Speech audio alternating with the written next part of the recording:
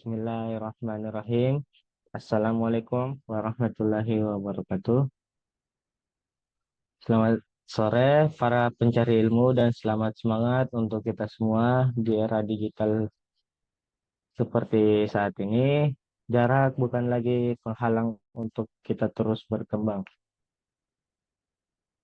Melalui webinar ini, mari kita manfaatkan kesempatan ini untuk mencari ilmu dan terus berkembang, menambah wawasan, dan memperluas jaringan. Ma- Mari kita mulai.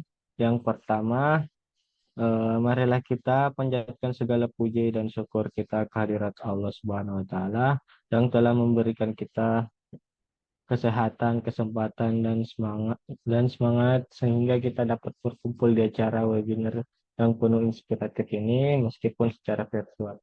Salawat serta salam tak lupa pula kita curahkan kepada junjungan Nabi kita, Nabi besar Muhammad Sallallahu Alaihi Wasallam, suri tauladan manusia yang telah membawa cahaya kebenaran dan ilmu pengetahuan ke tengah-tengah kehidupan kita sehingga menjadi lebih bermakna ya. Baiklah, yang saya hormati Bapak Danuyoto selaku pemilik Bestpet Network, yang saya hormati pemateri hebat pada pagi hari ini yang serta seluruh peserta luar biasa yang telah meluangkan waktunya untuk ikut pada sesi webinar Ramadan ini. Semoga dengan adanya cara yang rutin kita lakukan di setiap harinya pada bulan Ramadan ini, kita dapat mendapatkan inspirasi dan ilmu yang bermanfaat serta dapat mengisi waktu luang kita untuk hal-hal positif dan produktif. Untuk mempersingkat waktu, izinkan saya untuk memperkenalkan diri. Saya Muhammad Arya Hidayah selaku host webinar pada sore hari ini. Lalu izinkan saya untuk membacakan susunan acara pada pagi hari ini. Pada sore hari ini. Yang pertama, pembukaan dengan pembacaan doa. Yang kedua, penyampaian materi. Yang ketiga, ada sesi tanya jawab. Dan yang terakhir, penutup dengan pengenalan profil Bestpet Network. Baiklah, tanpa berlama-lama, mari kita buka acara ini dengan membaca doa yang akan disampaikan oleh Saudara Aditya Priyatna. Kepadanya waktu dan tempat dipersilahkan. Baik, Assalamualaikum warahmatullahi wabarakatuh. A'udzubillahi minasyaitonirrajim. Bismillahirrahmanirrahim. Astagfirullahaladzim. La ilaha illa wal hayyul qayyum wa atubu ilaih. Alhamdulillahi rabbil alamin. Wassalatu wassalamu ala asrafil anbiya'i wal mursalin. Sayyidina Muhammadin wa ala alihi wa sahbihi ajmain. Allahumma salli wa sallim wa barik ala sayyidina Muhammadin fatihil lima ukhaliq wa khaliki lima sabaq wan nasiril haqqu bil haqq wal hadi ila siratim mustaqim sallallahu ala alihi wa sahbihi haqqu qadrihi wa min daril adimi. Allahumma inna as'aluka salamatan fid din wa afiatan fil jasad wa ziyadatan fil ilmi wa barakatan fil rizki wa taubatan qoblal maut wa rahmatan indal maut wal magfiratan ba'dal maut. Allahumma hawin alaina fi sakaratil maut wa najatan minan nar wa afwan indal hisab. Allahumma ja'alna jam'ana hada jam'an ma'huma wa fatarruqana min ba'di tafarruqa ma'suma wa la taj'al fina wa la minna syakiyan ala mahruma. Allahumma ya Allah ya Rahim, Zat yang Maha Pengasih dan Penyayang, tidak ada kemudahan kecuali yang Engkau buat mudah. Juga Engkau jadikan sebuah kesulitan, jika Engkau kehendaki pasti akan menjadi mudah. Mudahkanlah segala urusan kami. Semoga Bestpet Network bisa memberikan lebih banyak manfaat bagi seluruh umat. Bisa terus berkarya, tambah maju, tambah sukses, dan jadikanlah jalan yang sedang kami tempuh ini menjadi jalan yang diberkahi dan dirahmati oleh-Mu. Ya Allah, ringankanlah kami dalam sakaratul maut, selamatkanlah kami dari api neraka, dan berikanlah ampunan saat perhitungan amal. Ya Allah, jadikanlah pertemuan kami ini sebagai pertemuan yang penuh rahmat, dan jadikanlah perpisahan kami setelah sebagai perpisahan yang terjaga dari dosa. Janganlah Engkau jadikan di antara kami orang yang celaka ataupun terhalang dari rahmat-Mu. Amin ya Allah ya Rabbal Alamin. Sekian dari saya kembalikan ke moderator. Amin, amin, amin ya Rabbal Alamin. Terima kasih kepada saudara Adit Priyatna atas doanya. Semoga doa yang telah dipanjatkan menjadi pembukaan pintu keberkahan untuk kita semua. Selanjutnya, kita akan masuk ke acara inti, yaitu penyampaian materi menarik yang berjudul membangun aplikasi tanpa coding dengan AI, yang akan disampaikan oleh saudara Mas Agung Saputra. Sebelum itu, bagi teman-teman yang ingin bertanya, silahkan gunakan fitur Raise Hand dan Open Mic, atau bisa tuliskan pertanyaan melalui chat Zoom. Baiklah, kepada saudara Agung Saputra, waktu dan tempat dipersilahkan. Oke, Assalamualaikum warahmatullahi wabarakatuh. Alhamdulillahirrabbilalamin. Wassalatu wassalamu ala asrofil anbiya wal mursalin wa ala alihi wa sahbihi ajmain. Puji syukur kepada rahmat Allah yang maha kuasa yang telah memberikan kita kenikmatan sehat walafiat. Pada sore hari ini saya akan coba bawa materi yaitu membangun aplikasi tanpa coding dengan AI. Nah, sebelum kita masuk ke dalam materinya,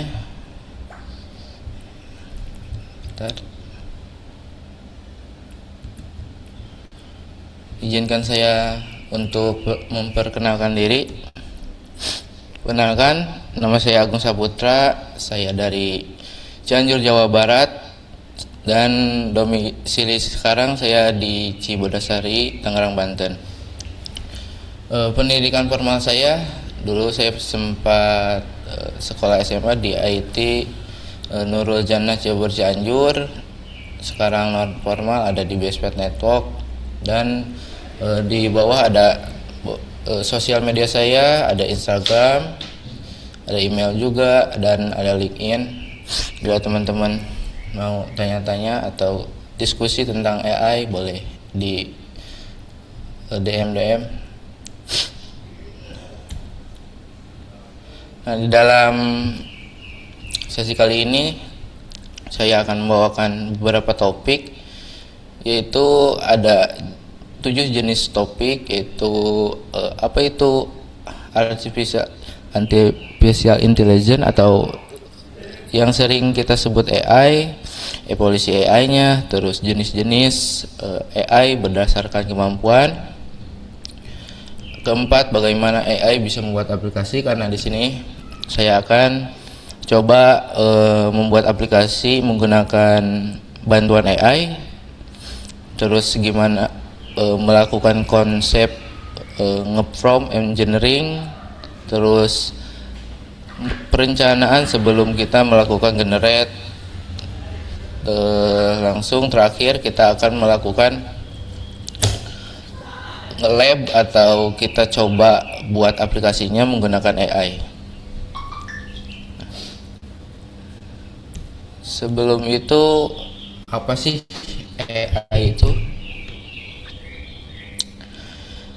Jadi AI itu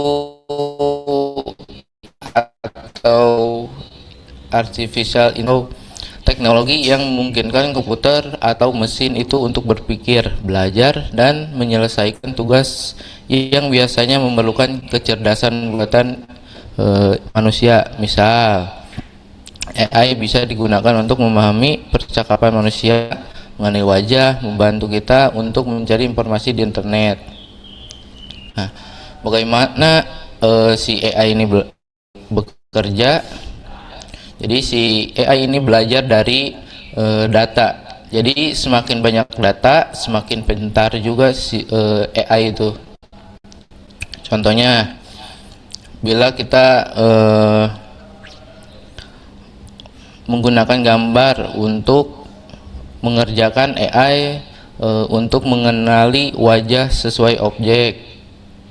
Contohnya itu kayak Siri atau Google Assistant yang bisa memahami perintah suara, atau mobil otonom, mobil yang bisa bergerak sendiri tanpa mengemudi, tanpa ada pengemudinya.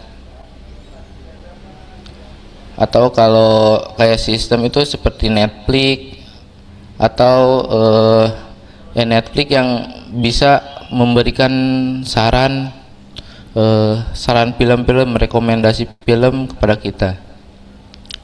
Jadi manfaat AI itu sendiri itu bisa mempermudah pekerjaan manusia dan juga bisa meningkatkan efisiensi dalam berbagai bidang, misalnya dari kesehatan, pendidikan, ataupun transformasi.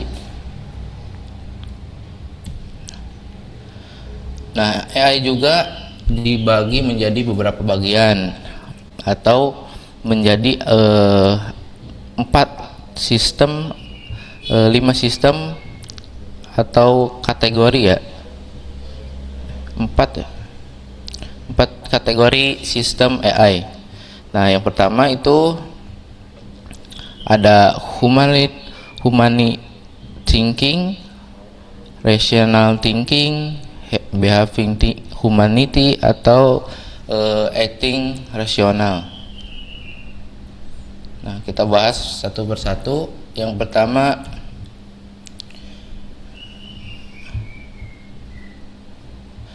acting humanity atau sistem yang dapat bertindak layaknya manusia.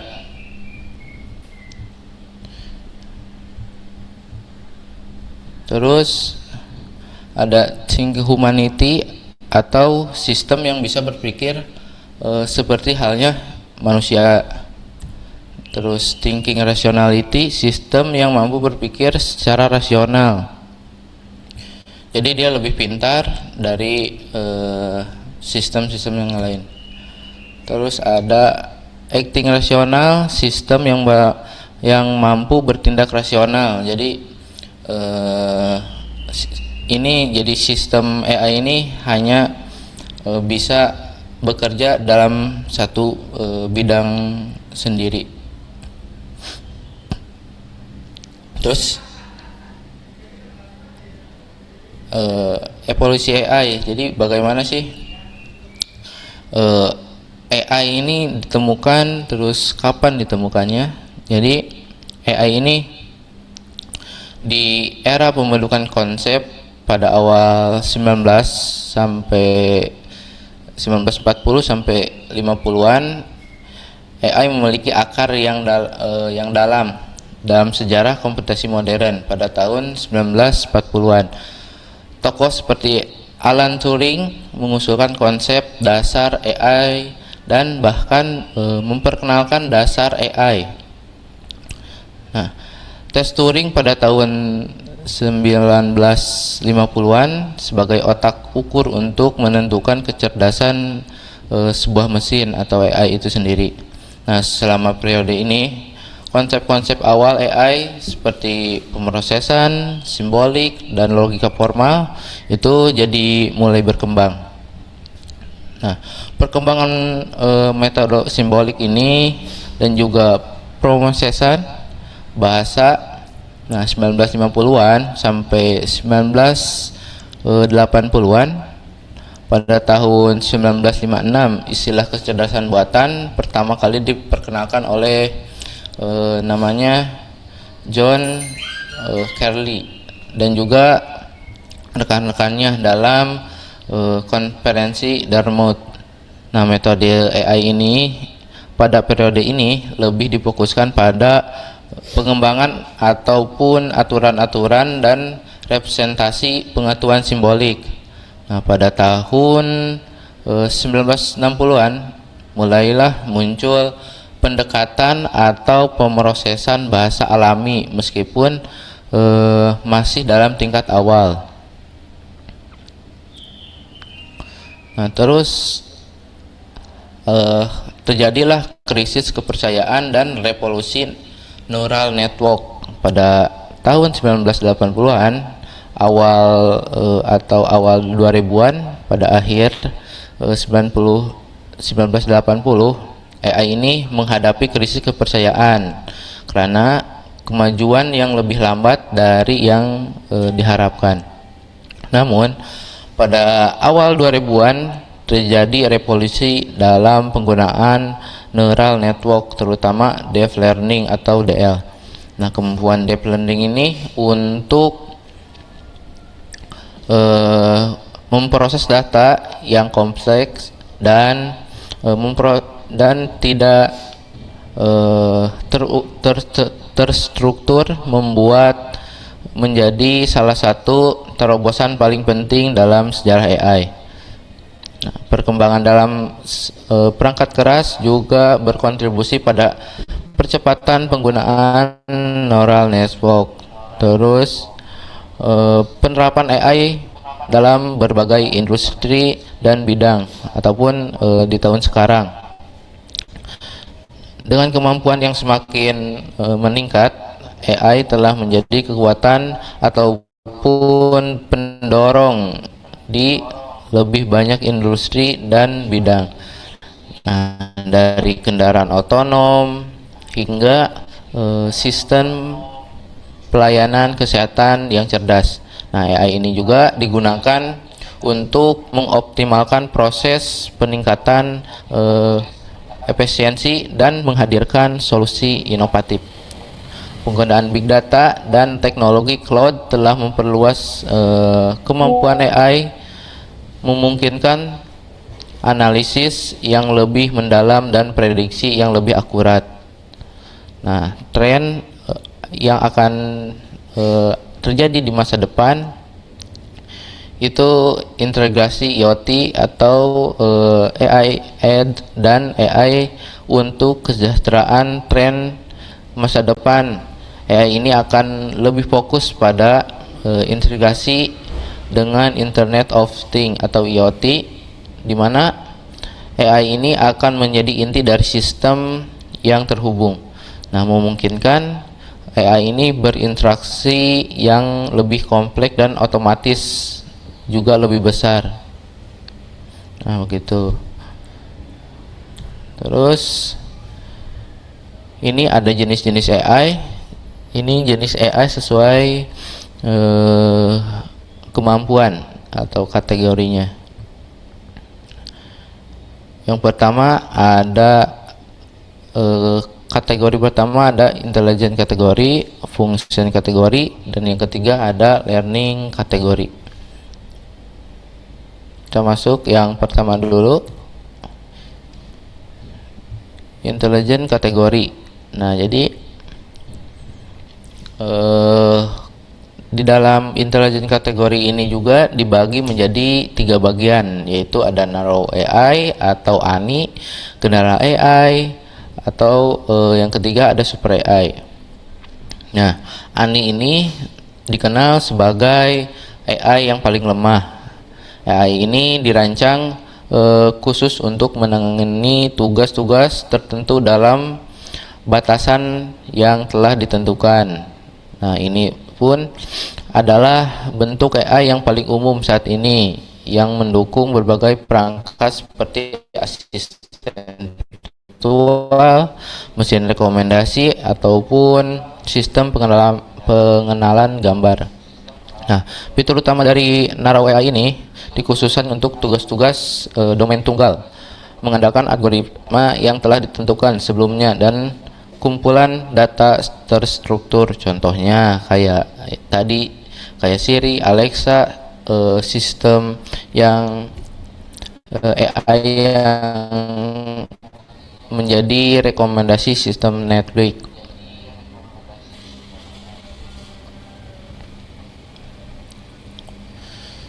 Nah, terus yang kedua itu general AI atau sering disebut AI EGI. Umumnya disebut sebagai AI yang lebih kuat dari AI ANI. Nah, AI AGI ini memiliki kemampuan untuk melakukan tugas-tugas intelektual lintas domain mirip dengan kecerdasan manusia. Ini termasuk penalaran, pemecahan masalah, dan transfer pengetahuan antar bidang yang tidak terkait. Intelijen umum, kemampuan penalaran dan pembelajaran yang adaptif, mampu mentransferkan keterampilan secara efektif di berbagai tantangan.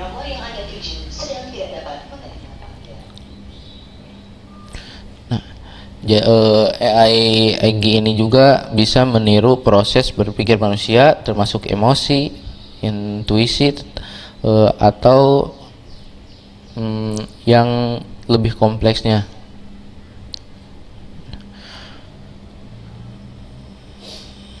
Terus yang terakhir yaitu Super AI atau sering disebut SI, atau si SI ini bisa membayangkan tingkat kecerdasan yang melampaui kemampuan manusia di semua bidang, termasuk aktivitas penalaran dan kecerdasan emosional, meskipun masih bersifat hipotetis.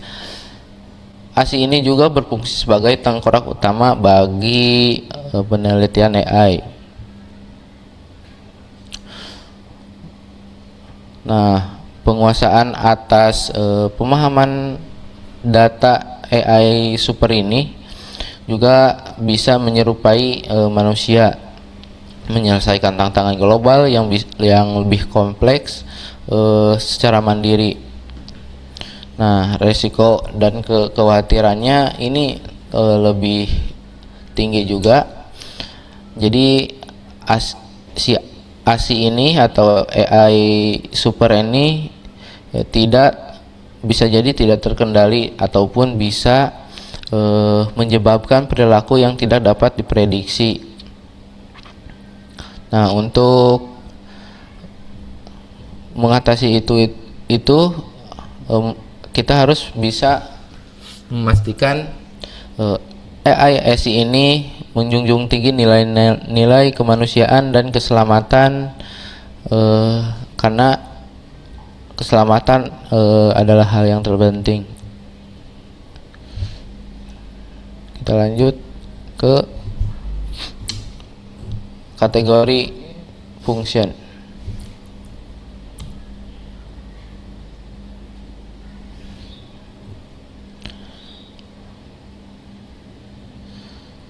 Reaktif mesin. Jadi reaktif mesin ini adalah jenis AI yang paling dasar, yang hanya merespon input tertentu dengan output yang sudah ditentukan tanpa kemampuan menyiapkan data atau pelajar dari pengalaman sebelumnya.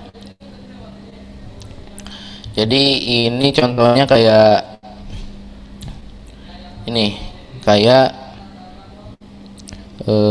Deep Blue versus Kasparov, atau Deep Blue ini ada sebuah AI yang mengalahkan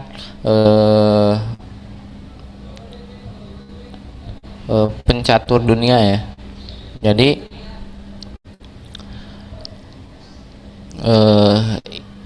pada tahun 1997 IBM Deep Blue superkomputer yang dirancang khusus untuk bermain catur menghadapi Garry Kasparov, juara dunia catur yang saat itu sangat dominan di dunia catur.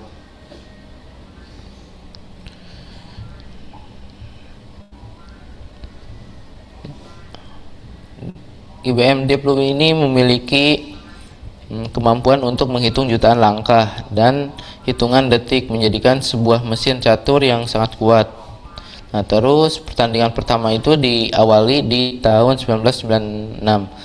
Nah, pada tahun itu Deep Blue pertama kali bertemu dengan Kasparov. Kasparov memenangkan pertandingan tersebut dengan skor 4-2, meskipun Deep Blue berhasil memenangkan satu pertandingan.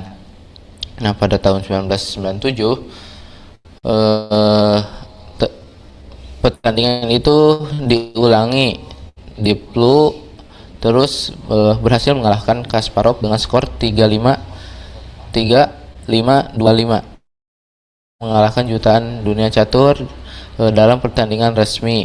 Nah, jadi intinya Deep Blue pertandingan Deep Blue versus Kasparov itu bukan hanya pertandingan catur biasa, tapi juga simbol dari kemenangan atau kemampuan teknologi untuk mengalahkan manusia di bidang kecerdasan strategis.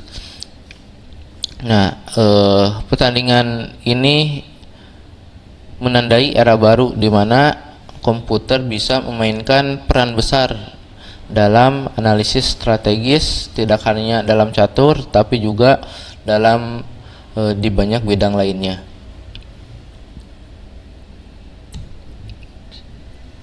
Nah, di sini juga ada limited memory. Nah, limited memory AI ini adalah jenis AI yang dapat menyimpan dan menggunakan data masa lalu untuk meningkatkan prediksi dan kinerjanya seiring waktu. AI ini lebih canggih karena belajar dari pengalaman dan menyesuaikan respon berdasarkan pola yang ditentukan dari data sebelumnya. Jadi limited memory AI ini bisa lebih cerdas seiring waktu karena dia kayak berpikiran seperti manusia, bisa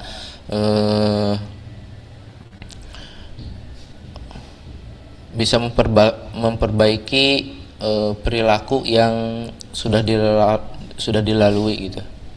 Contohnya seperti mobil otonom. Nah, jadi kan mobil otonom ini bisa mempelajari pola dan kebiasaan pengemudi untuk pengemudi dengan aman. Nah, si mobil otonom ini menggunakan AI, limited memory AI. Nah, untuk mengumpulkan dan menyimpan data dari si perjalanan tersebut, nah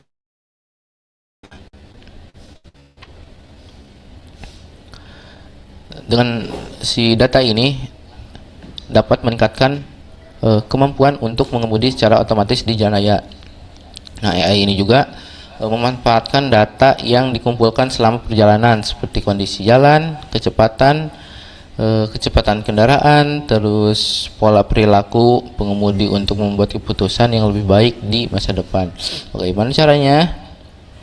Nah, jadi mobil otonom ini memiliki sensor seperti kamera, radar, dan lidar yang mengumpulkan data tentang lingkungan sekitar termasuk kendaraan lain, penjalan kaki, dan penghalang di jalan. Nah, jadi AI ini juga bisa mempelajari pola berdasarkan data yang ia kumpulkan. Nah, mobil ini mengidentifikasi pola atau situasi yang berulang, misalnya kondisi lalu lintas, dan juga bisa menyesuaikan reaksinya di masa depan yang mendatang. Nah, peningkatan untuk selanjutnya itu mobil terus belajar dari pengalaman setiap kali dia itu mengemudi. Misalnya, jika ada jalan sempit atau tikungan tajam, mobil akan mengingat cara terbaik untuk menangani situasi tersebut, di mana perjalanan untuk perjalanan berikutnya. Nah, jadi mobil otonom ini dapat membuat keputusan yang lebih tepat dengan memanfaatkan data dari pengalaman sebelumnya. Nah, dengan terus belajar dari data, eh, AI ini atau mobil yang ada AI ini dapat menghindari kecelakaan yang mengenali pola bahaya lebih cepat dan lebih akurat. Mobil ini juga dapat beradaptasi dengan perubahan kondisi jalan seperti cuaca buruk atau kemacetan yang membuat semakin efektif dalam menjalankan tugasnya. Itu. Terus theory of mind. Jadi theory of mind AI ini adalah tahap perkembangan AI yang bertujuan untuk memahami dan merespon pikiran serta emosi manusia. AI ini tidak hanya merespon perintah atau data seperti AI yang ada saat ini, tapi juga dapat menginterpretasi petunjuk emosi dan menyesuaikan respon emosi sesuai konteks.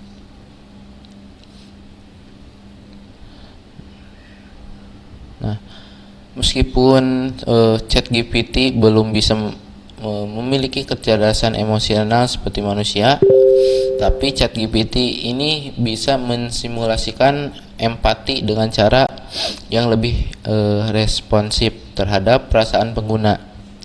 Contohnya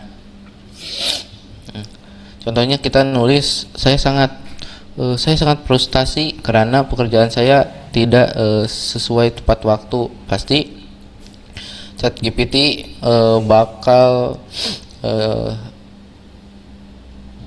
merasakan atau merespon empati yang lebih yang ada. Nah, theory of mind ini juga bisa lebih canggih dengan kemampuan untuk membaca dan merespon emosi manusia secara langsung, memberikan reaksi yang lebih natural dengan manusiawi. Contoh pengembangannya, suatu hari AI ini juga bisa mendeteksi apakah seseorang sedang stres atau sedih, dan kemudian bisa menawarkan dukungan atau saran untuk mengatasi perasaan tersebut.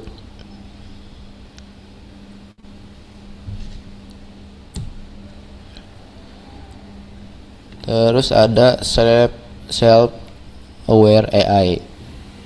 Jadi SAAI ini adalah konsep di mana mesin tidak hanya bisa melakukan tugas, tapi juga memiliki kesadaran diri dan juga kecerdasan seperti manusia. Nah, jadi self-aware AI ini adalah tahap hipotesis dalam perkembangan AI, di mana mesin ini memiliki kesadaran diri seperti manusia. Nah, saat ini AI sadar diri ini hanya ada dalam fiksi ilmiah dan masih menjadi bahan diskusi teoris, jadi belum ada. Nah, mesin ini juga akan memiliki kemampuan untuk memahami dirinya sendiri, tujuannya, dan bahkan bisa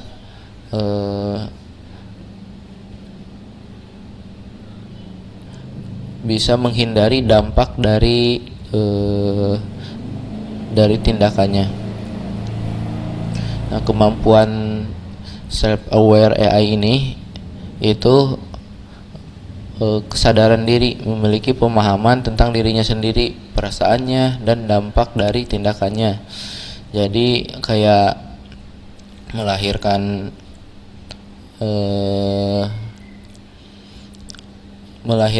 manusia dalam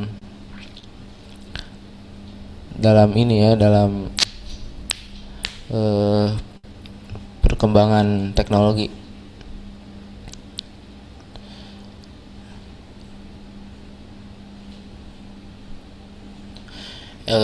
Terus AI ini juga bisa membantu mendiagnosis penyakit dan merawat pasien dengan cara yang lebih personal dan berbasis pemahaman terhadap keadaan pasien.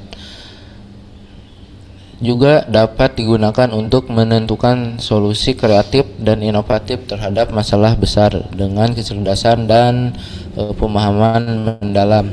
Mesin dengan kesadaran dini ini dapat menjalankan misi di luar angkasa juga dan dapat membuat keputusan yang lebih kompleks dan tanpa mencampur tangan manusia. Terus kita masuk ke kategori learning. Jadi di dalam kategori learning ini ada 3 kategori, yaitu machine learning, deep learning, dan generative AI. Nah, jadi machine learning ini adalah cabang dari AI yang memungkinkan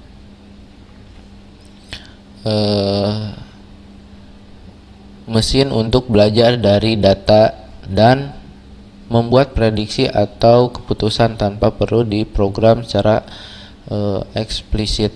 Menjadi belajar dengan mengidentifikasi pola dalam data yang diberikan, kemudian menggunakan pola tersebut untuk membuat prediksi atau keputusan di masa depan.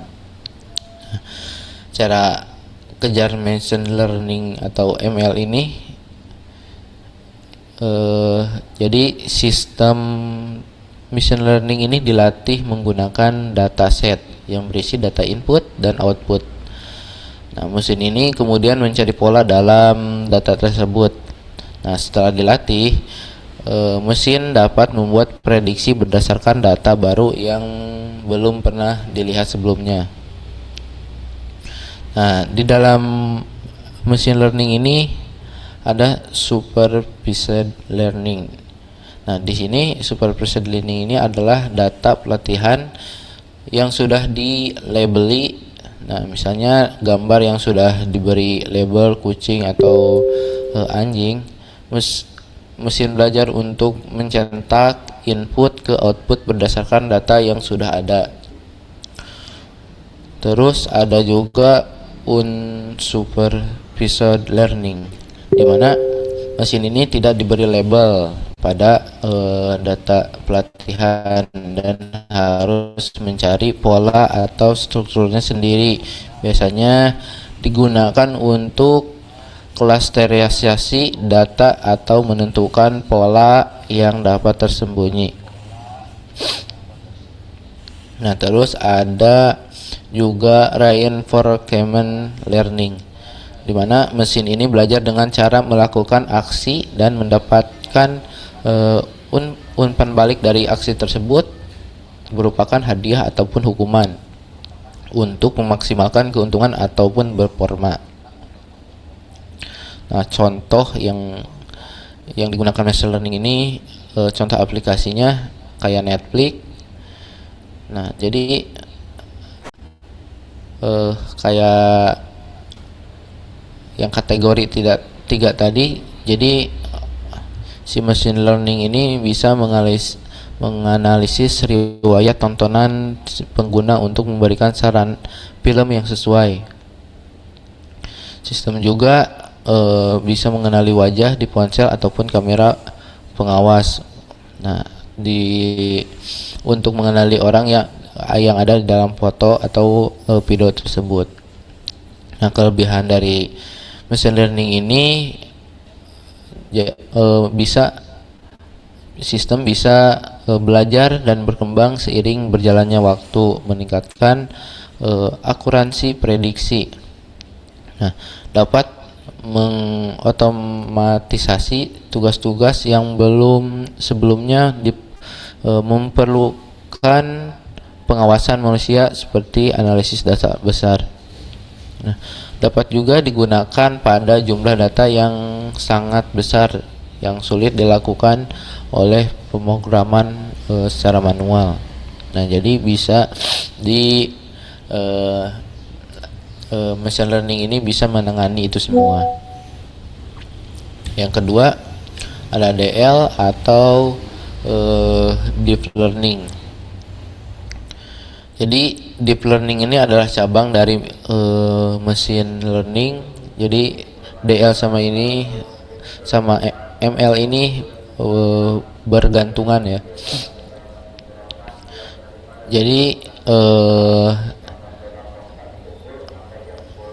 si ML ini DL ini menggunakan jaringan saraf tiruan atau yang kita tadi bicarakan neural network yang dengan banyak lapisan di neural network untuk memproses data yang sangat kompleks.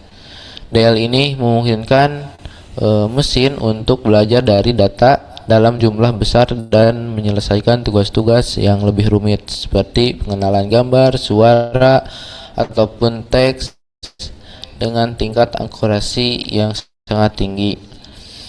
Nah, cara kerja deep learning ini jadi DL ini menggunakan jaringan saraf tiruan yang terdiri dari beberapa lapisan layar, yaitu lapisan input, lapisan tersembunyi, dan lapisan output. Nah, mesin yang dilatih dengan dataset yang sangat besar dan setiap lapisan dalam jaringan mempelajari fitur-fitur data secara bertahap. Nah, proses untuk memperbaiki kesalahan yang telah terjadi selama pelatihan, di mana error dihitung dan dikembalikan melalui jaringan untuk meningkatkan akuransi. Nah, jadi perbedaannya machine learning ini menggunakan model sederhana dengan data terbatas untuk membuat prediksi, sedangkan DL atau deep learning ini menggunakan model yang jauh lebih kompleks dengan jaringan saraf yang banyak lapisan dan dapat menangani data besar dan juga rumit tanpa memerlukan fitur yang telah ditentukan sebelumnya. Nah, contoh dari deep learning ini adalah sistem pengenalan wajah atau pengenalan objek dalam gambar. Misalnya digunakan di Facebook untuk menandai teman-teman di foto, ataupun contohnya seperti pengenalan suara, teknologi seperti Google Assistant yang menggunakan deep learning untuk memahami suara manusia dan memberikan respon yang sesuai. Ataupun mobil otonom tadi itu juga menggunakan deep learning untuk mengidentifikasi objek di jalan dan membuat keputusan untuk berkendara. Atau penerjemahan Google Translate itu juga menggunakan deep learning untuk menerjemahkan bahasa secara otomatis dengan akurasi yang lebih tinggi. Nah, jadi keuntungan deep learning ini mampu memproses data yang kompleks. Nah, deep learning sangat efektif dalam menganalisis data yang besar dan rumit seperti gambar, video, dan suara. Peningkatan akuransi dengan banyak lapisan dalam jaringan saraf, DL ini dapat mempelajari fitur data yang sangat kompleks dan meningkatkan akuransi model.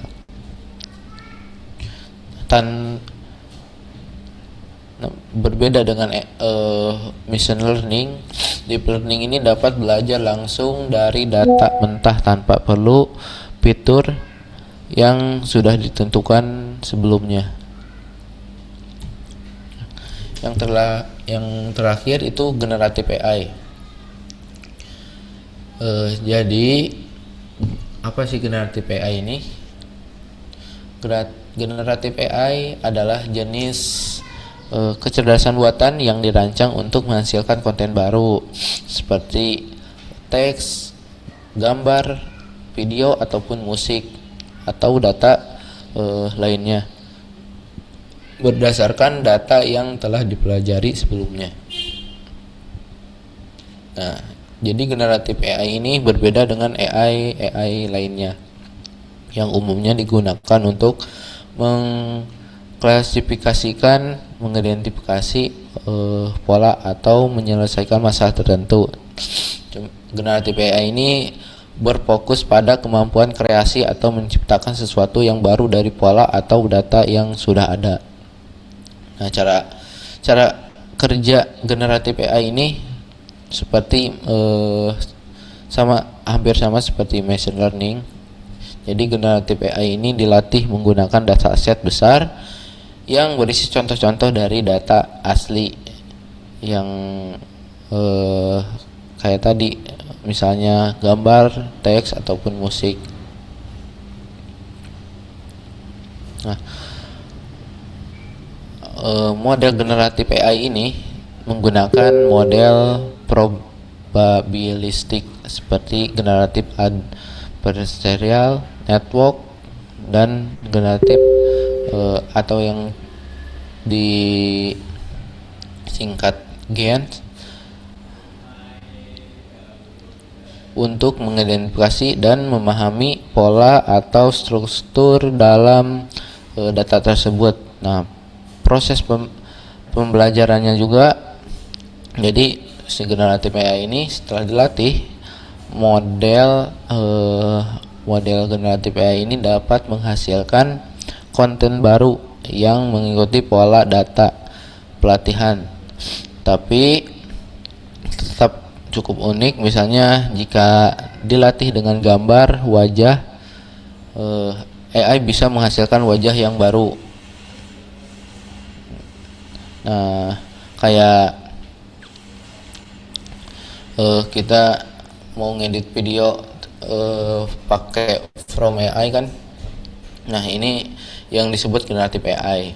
Jadi juga jenis-jenis generatif AI ini ada yang namanya adversarial network atau GAN. Jadi GAN ini adalah salah satu metode paling populer dalam generatif AI. Nah, dalam GAI ada dua model utama, yaitu ada generator itu yang menghasilkan data baru, dan diskriminator atau yang menilai apakah data yang dihasilkan ini mirip dengan data yang aslinya. Nah, jadi kan ini sangat efektif untuk menghasilkan gambar, video, dan suara yang sangat mirip atau realistis. Ada juga variational autoencoder. Jadi atau disingkat PEAS. Nah, jadi si PEAS ini bekerja dengan cara dengan cara yang sedikit berbeda. Jadi mereka ini mencoba mengkodekan data dari ruang yang lebih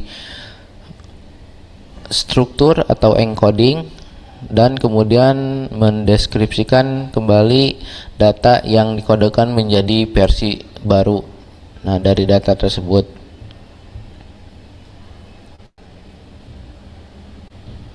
Nah, contoh aplikasi yang menggunakan generatif AI itu seperti ChatGPT.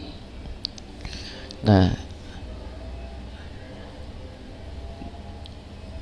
jadi di ChatGPT ini menggunakan model berbasis transformer yang dilatih untuk menghasilkan teks. Nah, ChatGPT ini dapat menciptakan percakapan yang mengalir dan dengan pengguna, dan menghasilkan konten yang sesuai berdasarkan pertanyaan ataupun input yang diberikan.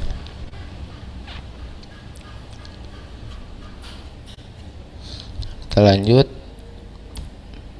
Nah, bagaimana AI bisa membuat aplikasi?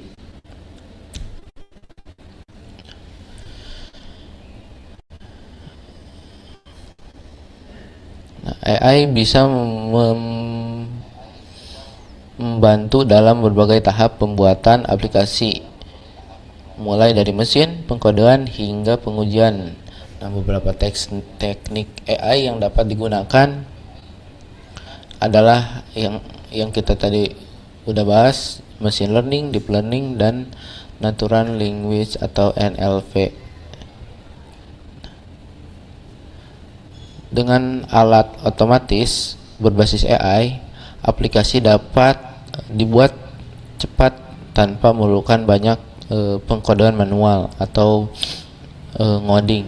Nah, contoh alat yang menggunakan AI untuk membantu dalam pengembangan aplikasi adalah kayak GitHub Copilot yang dapat menyarankan potongan kode berdasarkan deskripsi atau baris kode sebelumnya.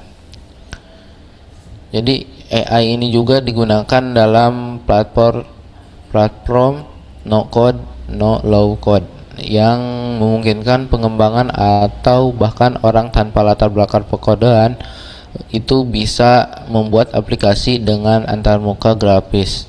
Nah, platform seperti Double, Adalo atau OutSystem.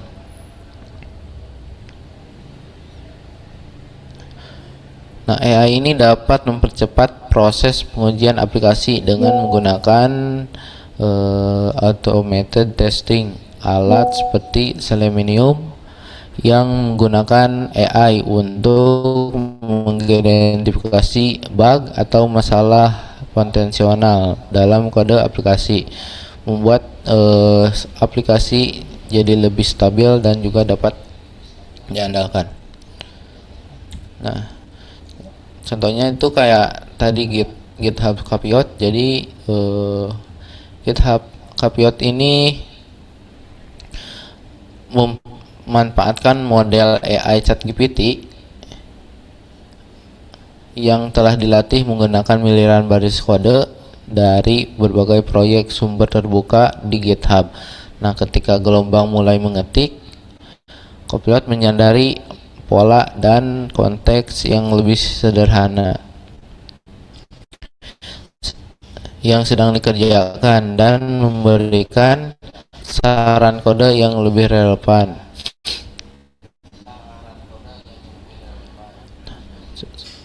Copilot lengkap berdasarkan deskripsi dalam komentar atau kode yang sedang diketik. Misalnya kita mengembangkan pengetikan komentar seperti fungsi untuk menghitung rata-rata.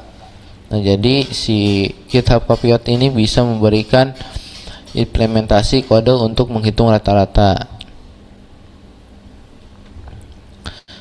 Konsepnya kayak kita lagi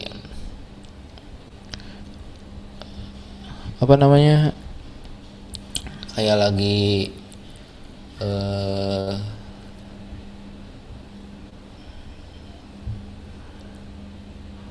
ngoprek di Cisco Packet Laser. Nah, kita kan kalau misalnya lagi config ya bisa nge-tab. Nah, jadi si GitHub Copilot itu kayak gitu. Jadi dia bisa menyadari kode-kode berikutnya gitu. Nah, kita masuk ke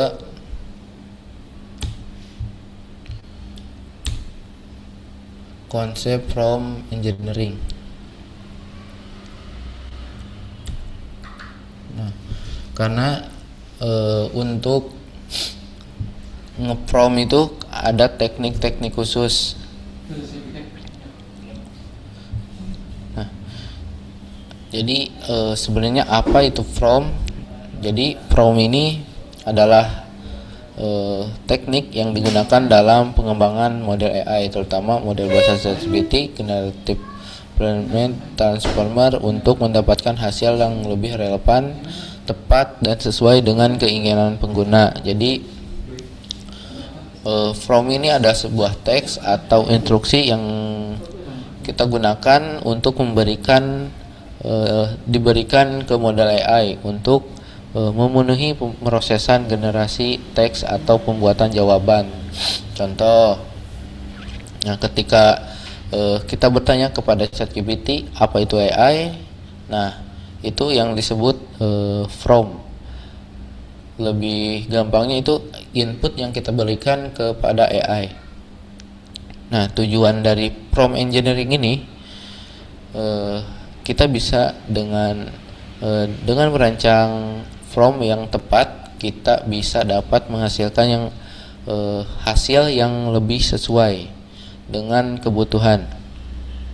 Nah, prompt juga yang dirancang dengan baik dapat membantu model AI menghasilkan jawaban yang lebih akurat dan lebih relevan. Nah, dengan teknik prompt ini kita bisa dapat hasil yang format yang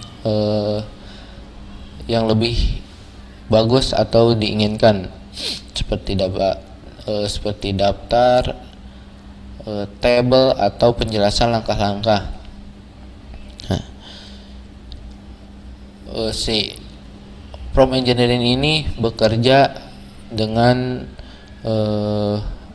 struktur prompt yang sangat jelas dan terperinci, membantu model untuk memahami apa yang diminta dan memberikan jawaban yang lebih spesifik. Contoh, menggunakan pertanyaan terbuka, memberikan konteks tambahan atau meminta format jawaban tertentu. Misalnya jelaskan dalam 3 langkah. Nah, itu si AI bakal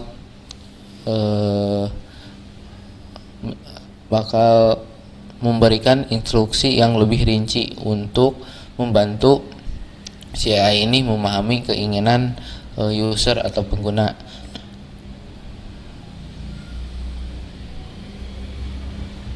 Nah, di dalam prompt engineering ini ada jenis-jenis prompt engineering. Yang pertama ada zero shot prompting.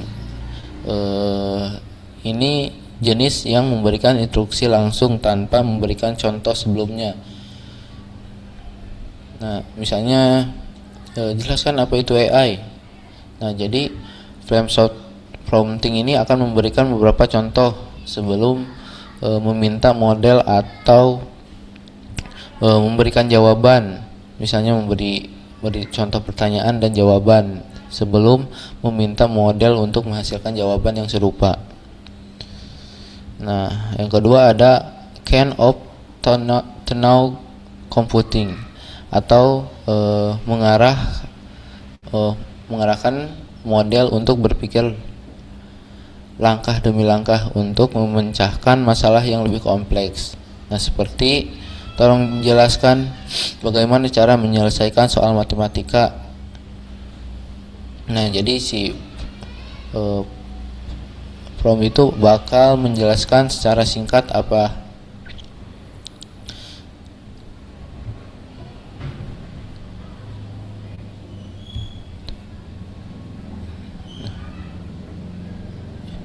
jadi kesimpulannya prompt engineering ini adalah keterampilan penting untuk memaksimalkan potensi model AI. Dengan merancang prompt yang tepat, kita bisa mendapatkan hasil yang lebih akurat, relevan, dan sesuai dengan yang kita butuhkan. Nah, teknik ini juga memungkinkan pengguna untuk mengontrol dan mengarahkan AI agar memberikan jawaban atau hasil yang sesuai dengan tujuan yang kita inginkan.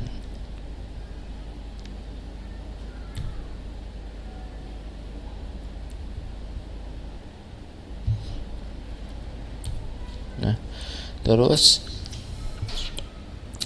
sebelum melakukan prompt engineering, kita harus ada perencanaan sebelum generate atau planning.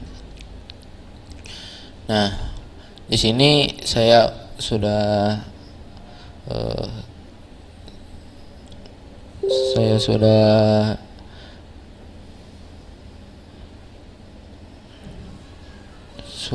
menambahkan beberapa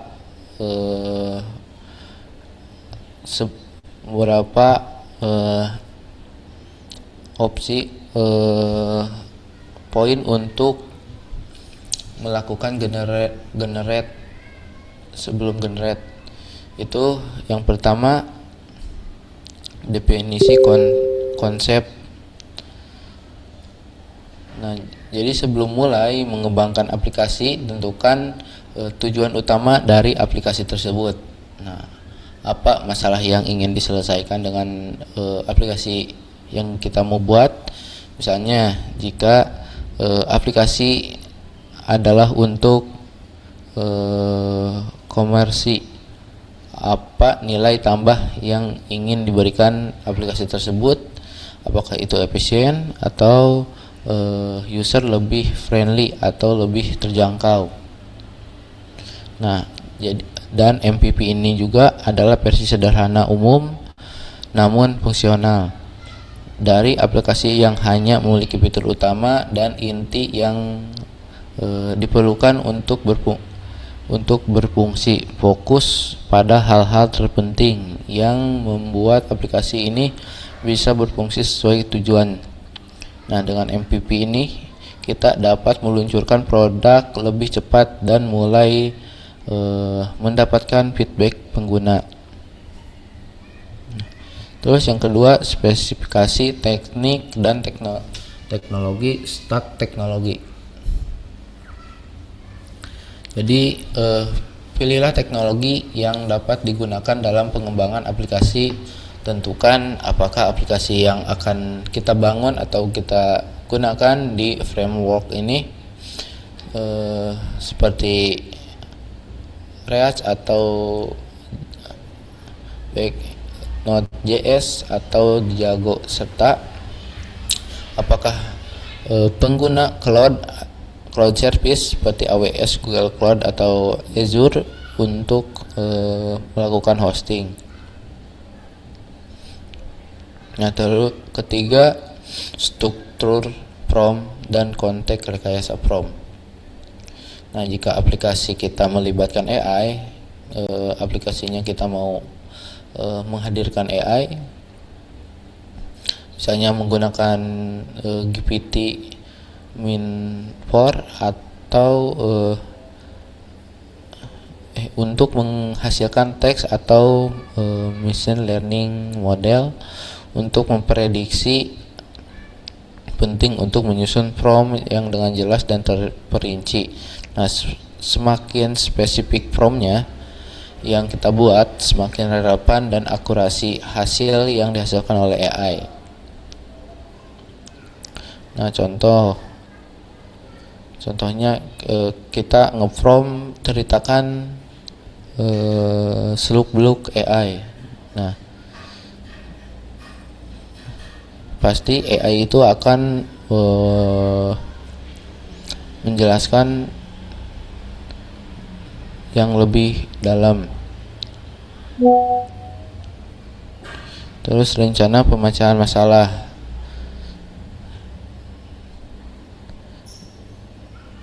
Atau modulasi. Jadi modulasi ini adalah pendekatan untuk membagi aplikasi menjadi modul-modul kecil yang independen. Untuk keuntungannya bisa membantu dalam mengelola kode dan pengujian, memungkinkan tim untuk bekerja secara paralel dan membuat pengembangan lebih struktur. Juga mempersiapkan lingkungan kerja. Nah, tentukan lingkungan pengembangan yang sesuai untuk aplikasi, baik itu dari lokal ataupun menggunakan cloud. Nah, seperti GitHub ataupun Replit, alat yang digunakan. Pastikan kita sudah menyiapkan alat yang tepat untuk pengembangan aplikasi tersebut. Nah, terus keenam, rencana pengujian. Nah, tentukan jenis pengujian yang akan dilakukan. Ada beberapa jenis pengujian yang penting. Menguji bagaimana bagian terkecil dari kode. Terus menguji bagaimana bagian-bagian aplikasi itu bekerja.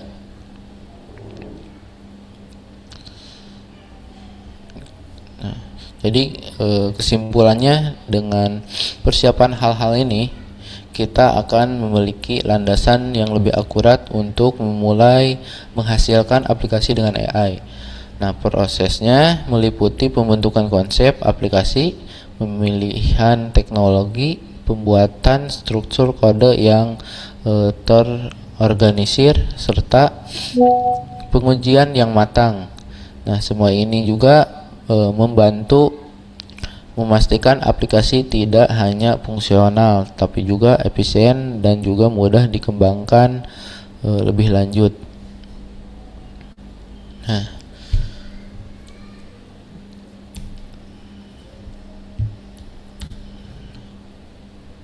jadi sebelum kita coba bikin aplikasinya, jadi kita akan membuat aplikasi dari Lovable. Jadi Lovable itu sendiri adalah tools no code yang memungkinkan siapa saja, baik yang memiliki latar belakang teknis maupun non teknis, untuk membuat aplikasi website atau solusi digital tanpa menulis kode. Nah, jadi si Lovable ini menawarkan interface visual yang memudahkan pengguna untuk mendesain aplikasi dengan memilih elemen-elemen fungsional seperti tombol, formulir, daftar produk, dan sebagainya, lalu menyusun tanpa memerlukan keterampilan pemrograman. Jadi jujur saya juga tidak terlalu paham untuk coding, cuman dengan AI ini orang yang tidak terlalu bisa untuk mengoding bisa coba menggunakan AI ini. Nah, sekarang kita coba bikin aplikasinya.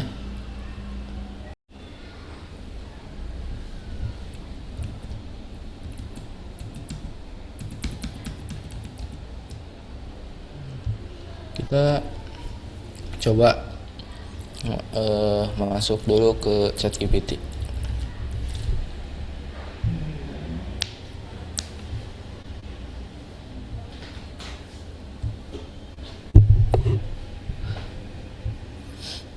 Nah, setelah itu yang kita perlukan itu yang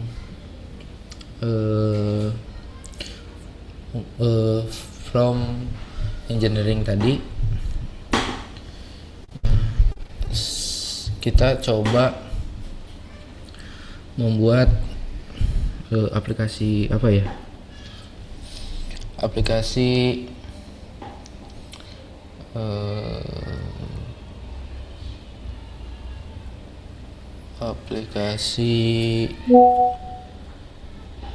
alarm kali ya, atau aplikasi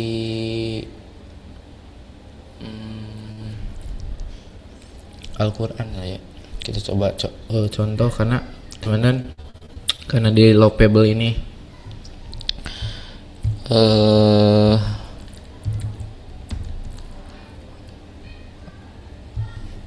di Lovable ini karena harus berbayar ya, jadi mungkin nggak bakal bisa langsung jadi karena kan ada batas limitnya, jadi harus premium juga.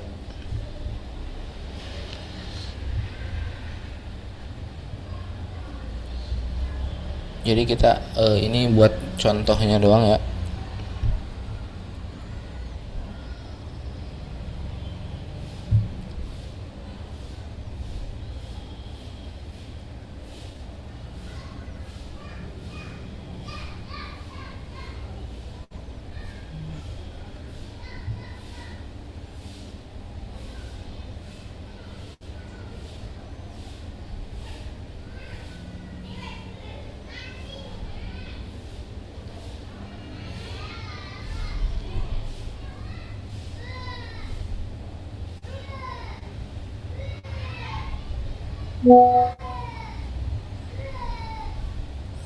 Nah, kita login dulu ke Lovable-nya. Kita bisa pilih produk.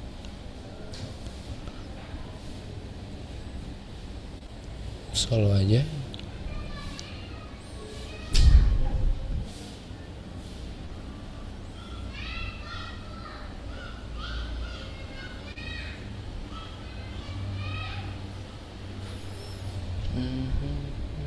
Oh, sebentar teman-teman, kita coba login.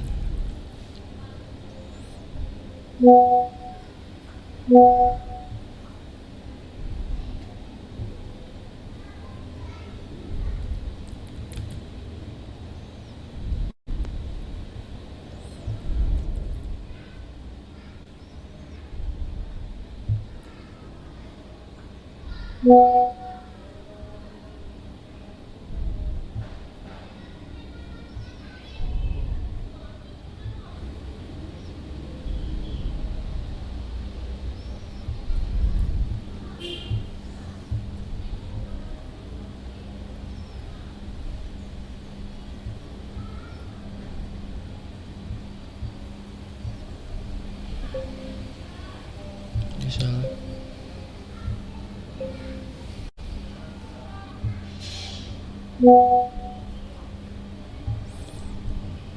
Coba saya pakai akun saya dulu ya.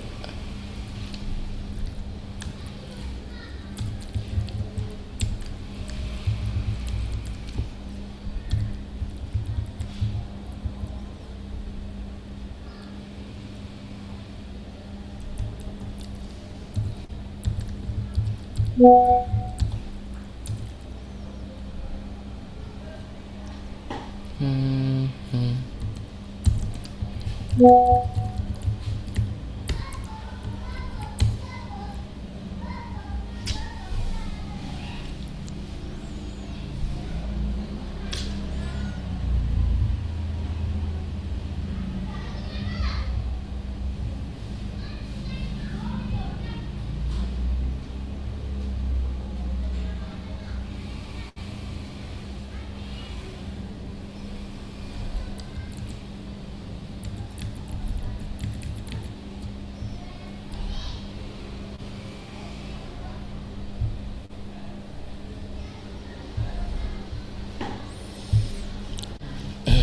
Kita coba masuk ke chat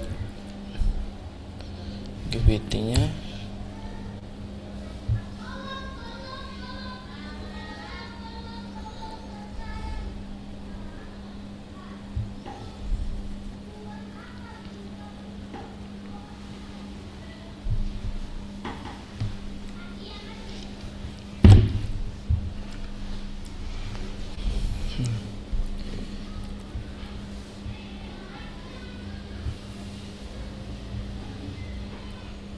Nah, kita coba bikin promnya.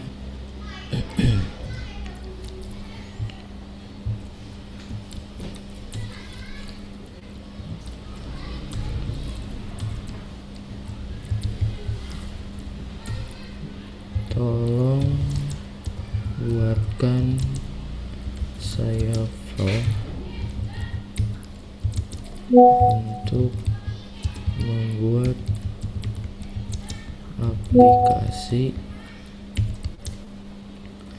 aplikasi Al-Quran.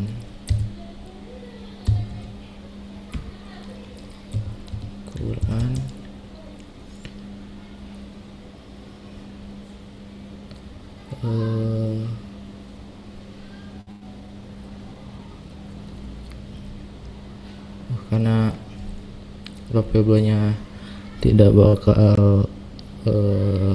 kena limit ya koinnya, jadi kita bikin contoh Al-Qur'annya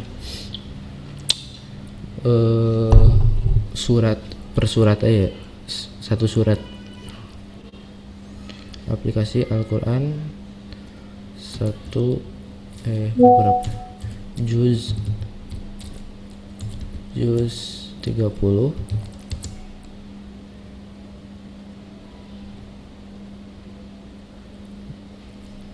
dari 5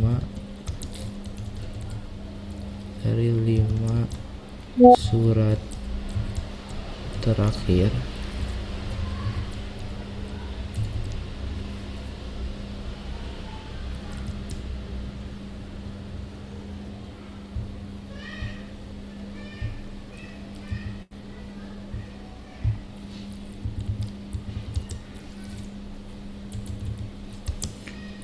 dan buatkan dan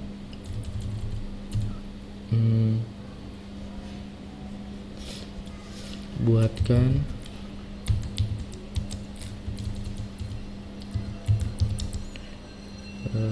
ada jam, terus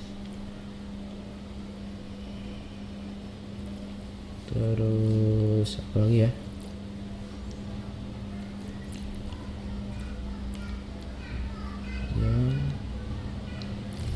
dengan background yang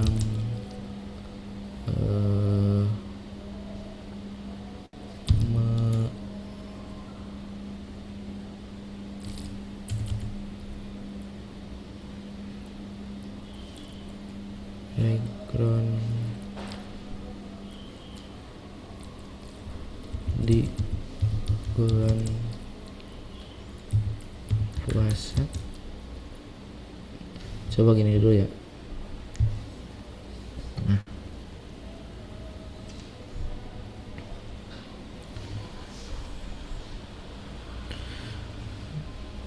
Buatkan aplikasi mobil sederhana Android dengan fitur berikut: konten utama, teks Arab penerjemahan Indonesia, misalnya fitur jam, fill time, fitur waktu, tambahkan keterangan seperti zuhur, asar, ya benar. Kita ini dulu.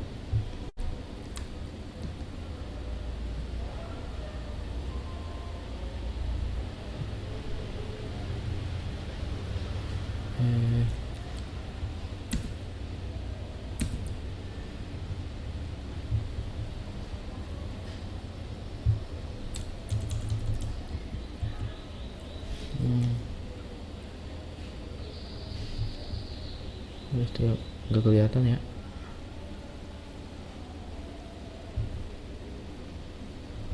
Coba gini ya. Aplikasi fitur update.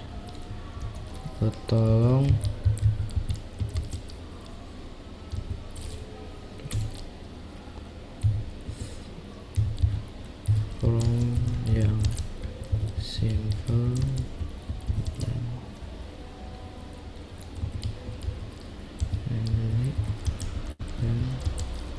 tidak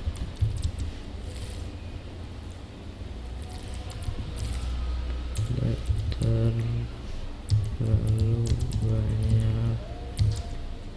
banyak fitur tambahan.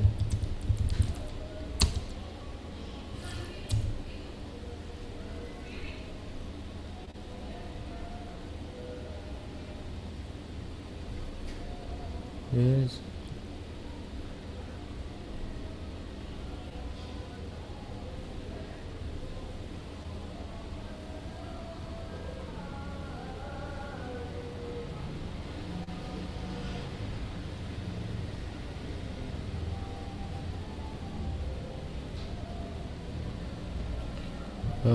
Nah setelah ini kan dia nanya nih, kalau kamu mau saya bisa bikin revisi versi prompt khusus untuk ChatGPT, Firebase atau Flutterflow. Jadi kita bilang aja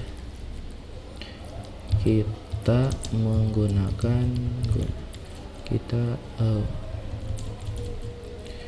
bikin aplikasi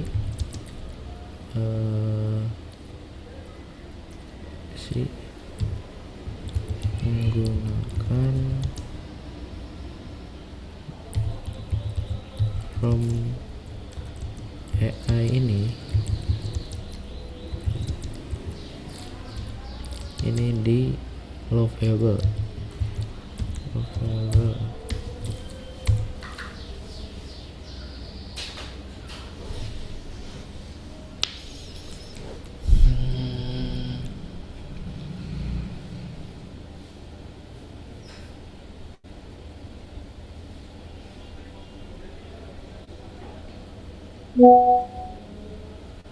Nah,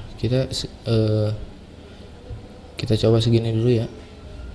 Kita fitur tunjangan.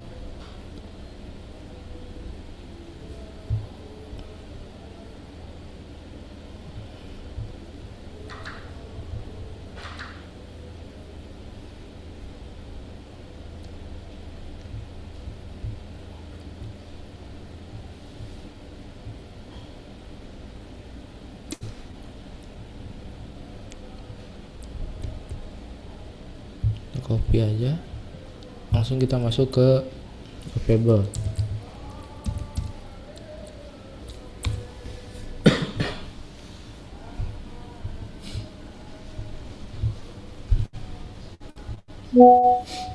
Kita login dulu.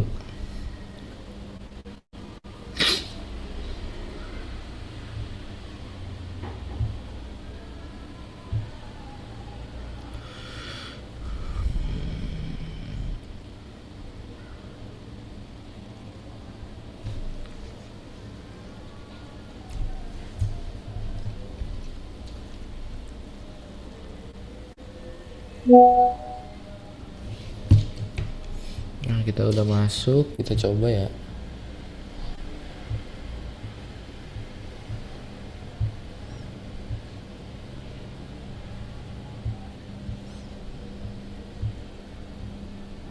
Nah, ini beberapa aplikasi yang saya coba-coba. Kita coba lagi ya di sini ya. Kita tempel aja.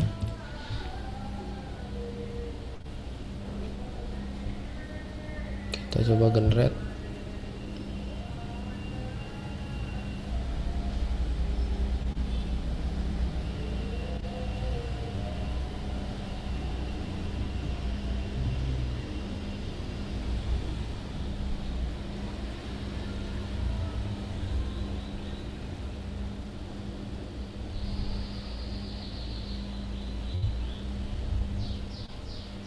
Nah, kita sedang loading, kita tunggu dulu.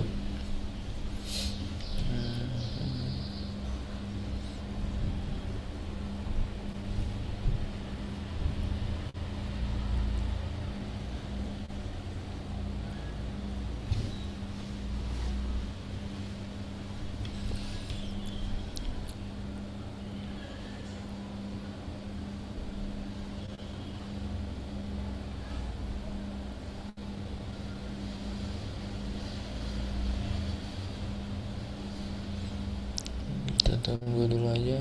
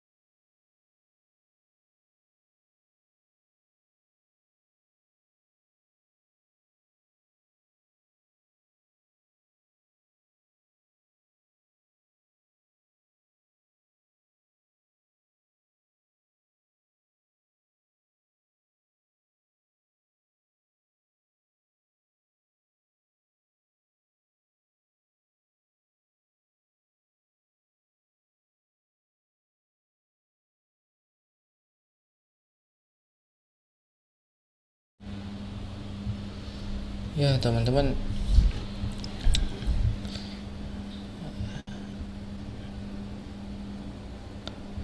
aduh, kita coba lihat.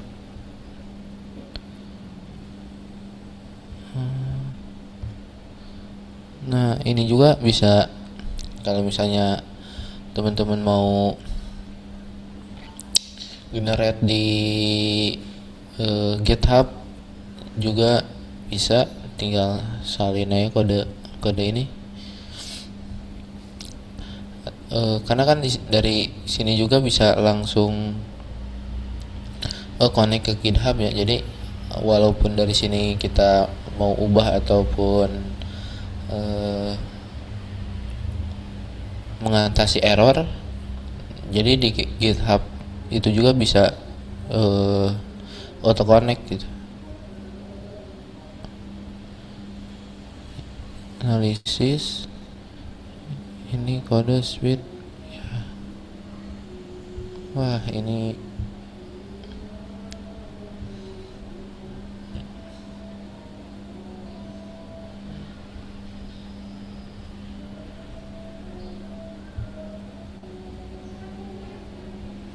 ya ternyata error teman-teman.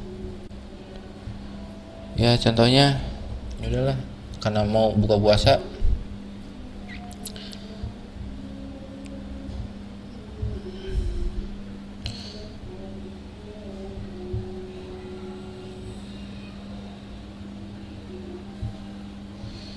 Ya, kita coba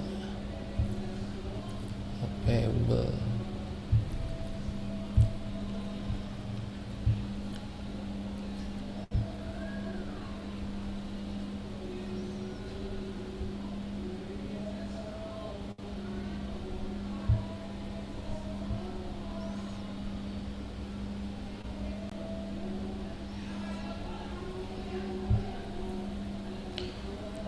Nah ini contohnya aja lah yang udah saya buat nih kayak gini. Jadi kita tadi persis kayak tadi sih promnya, nggak terlalu spesifik karena pakai kredit ini kan, jadi nggak bisa terlalu banyak. Nah kita coba masukin ini, masih belum bisa ini sih, masih bisa dimasukin. Kita coba ya.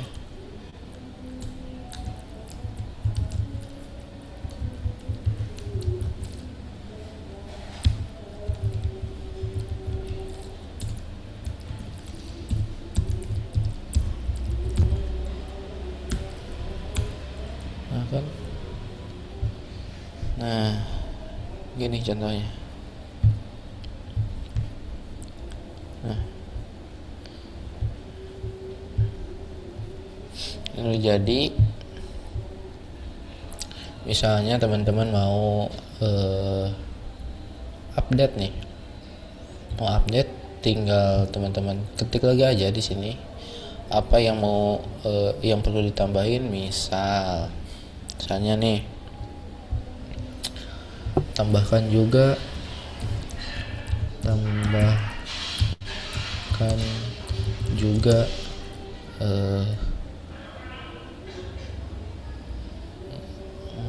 jam sesuai dengan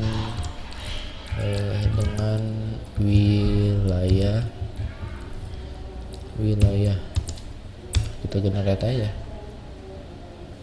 Nah, nanti ini bakal update ya. Ternyata emang lagi error ya. Ini mungkin baru sampai sini aja karena udah mau buka puasa. Terima kasih untuk teman-teman yang udah udah meluangkan waktunya. Kalau ada pertanyaan silahkan. Kayak kasih 5 menit ya, 3 menitan. Terima kasih, saya kembalikan ke moderator. Baiklah, terima kasih kepada saudara Mas Agung Saputra atas pemaparan materinya yang sangat menarik dan menginspirasi. Dan terasa kita akan sampai pada penghujung acara kita hari ini. Untuk itu, selanjutnya kita akan masuk pada sesi tanya jawab.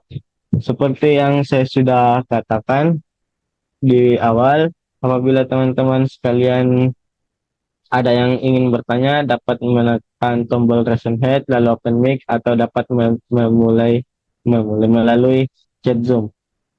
Oleh karena itu, jika ada teman-teman yang ingin bertanya, dipersilahkan. Ini mungkin ada pertanyaan dari Mas Dims. Izin Mas, apa perbedaan mendasar antara AI, machine learning, dan deep learning dalam implementasi nyata? Mungkin Mas Agung Saputra boleh dijawab. Izin Mas, apa perbedaan mendasar antara AI, machine learning, dan deep learning dalam implementasi nyata?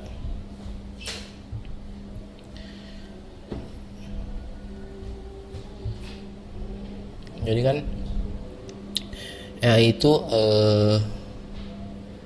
adalah semua sistem yang dibuat agar bisa berpikir atau berkehendak gitu, jadi bisa berpikir sendiri. Jadi contoh implementasinya kayak chatbot sederhana, kayak chatbot sekarang di Telegram itu sudah gampang ya bikin chatbot gitu.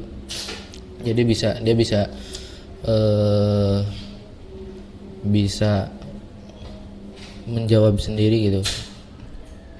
Nah, kalau machine learning itu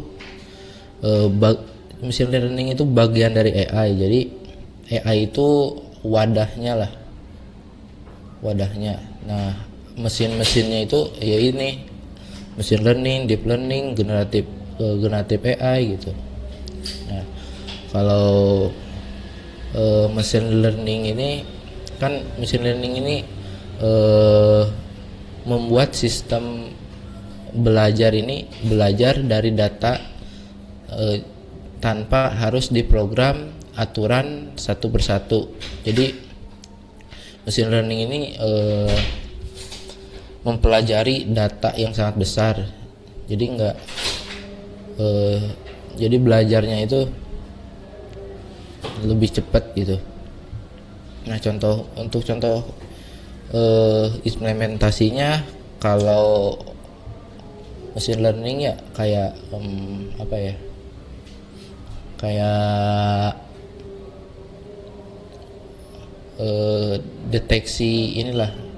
deteksi spam yang di email nih, deteksi spam email, atau yang tadi saya jelaskan itu kayak rekomendasi film yang di Netflix itu. Kalau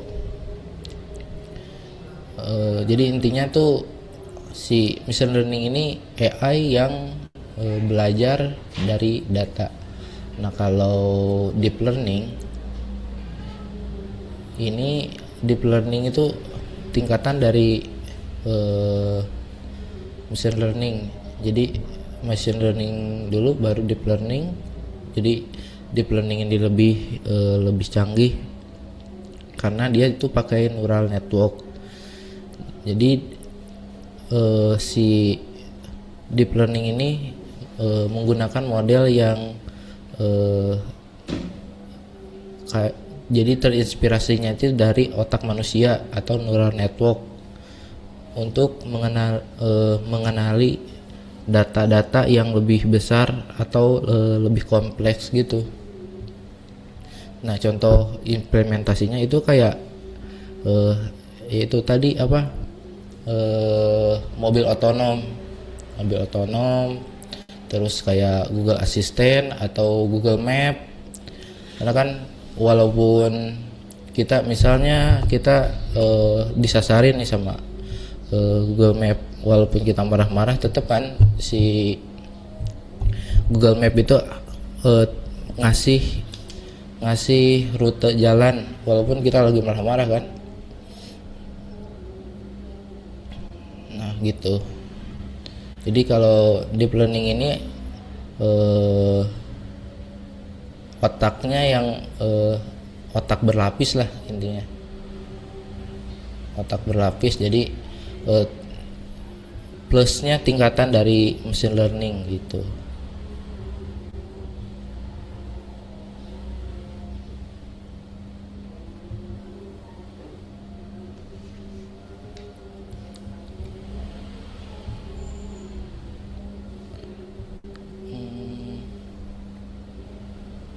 Lagi nih, bagaimana memastikan scalability dan security tanpa aplikasi yang dibuat? Bagaimana memastikan scalability dan security pada aplikasi yang dibuat dengan tools AI seperti Loopable? Untuk memastikan scalability dan security-nya itu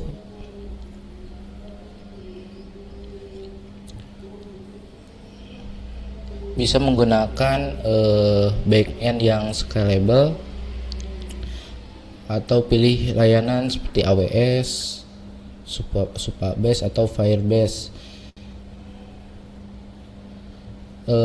biar bisa handle banyak user tanpa crash gitu.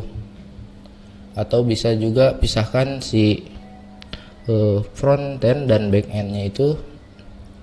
Nah jadi kan Loopable itu biasanya generate front end plus logic.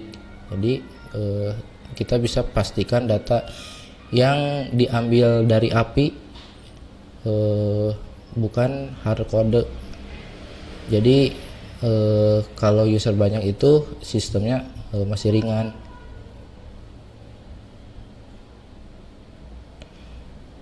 Nah karena kan kalau di Loopable itu ada, ntar ya saya screen dulu.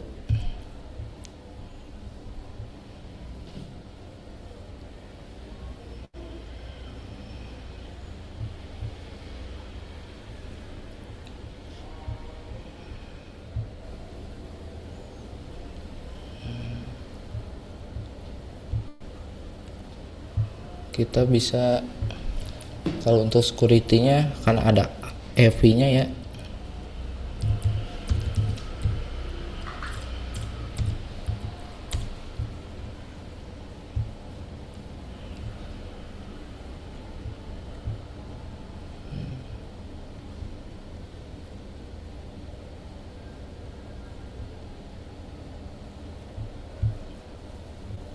Nah, misalnya ini yang tadi. Nah, kalau kita misal ingin security-nya ya, mana lagi?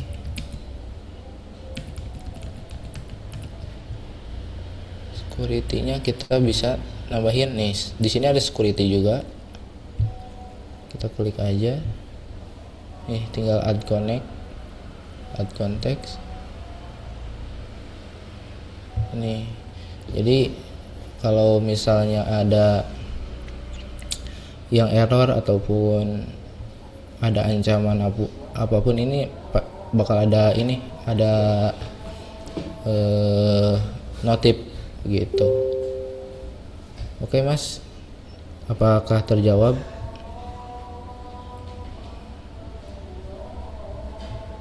Setelah jika untuk kepada Mas Gil, gimana atas jawabannya dari komentar kita?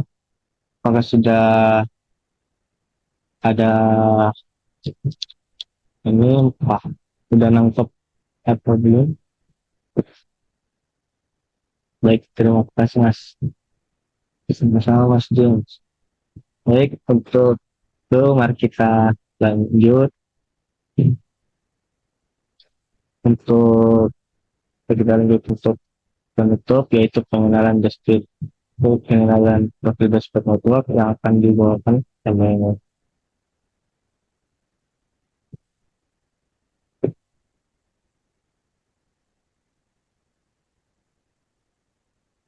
Kalau saya sendiri karena pas adiknya lebih buat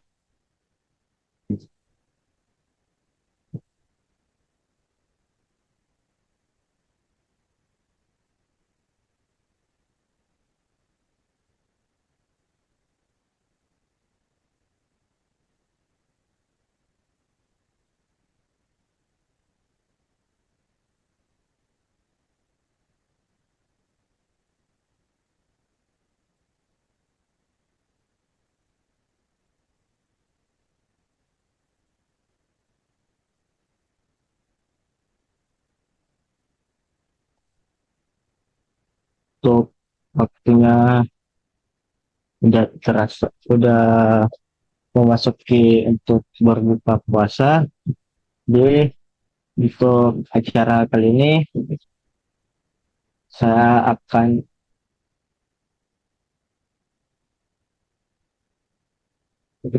saya akan untuknya dengan ini webinar kita pada sore ini.